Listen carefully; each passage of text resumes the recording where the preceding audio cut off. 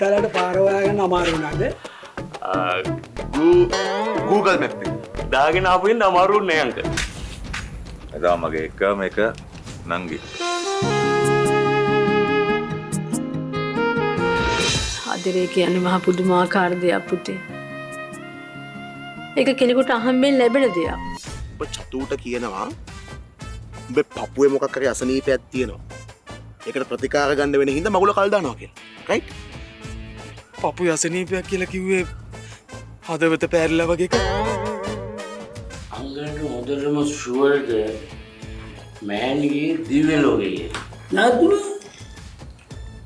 අමුදේ තියන්නේ දිව්‍ය ලෝකෙනේ. හොඳ විලන් කෙනෙක්. මට සිරි නළුවේ. නිකම් බොරු ඕනේ නෑනේ. ඔය මට ඇත්තටම ආදරේ නෑනේ. අයියෝ එහෙම කියන්නේ. ඌ තමයි අපි දෙන්නට බලන වගේ පෙව් යන්නේ. අපි දෙන්න බෑම කිව්වා නේ බං. ඇයි උඹට මගේ නංගිව කසාද බඳින්න බැරි? සම්පතක් ගෙනාම කියන්නේ ලොටරියක්වත් ඇදුරද? මේ වගේ ගුණයහපත් මහත්තයෙක් ලැබෙනවා කියන්නේ ඉතින් ගෙදරට ලොතරැයියක් ඇදුණා වගේ තමයි අංක. ඔයාලට බොන්න හෙට්ටුනහම උඩු හොගෙන බොන්නේ. යන් ඉතින්.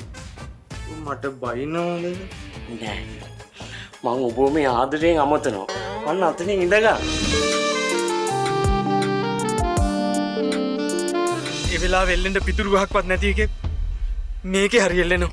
සහෝදරයා. හොඳට හොඳයි. ඒ වගේම තමයි නරකට ගොඩාක් නරකයි. මචං මේ වගේ වෙලාවල් වලට කේන්ති අරගෙන සීමාව ඉක්මවල වැඩ කරලා හරියන්නේ නැහැ. රයිට්?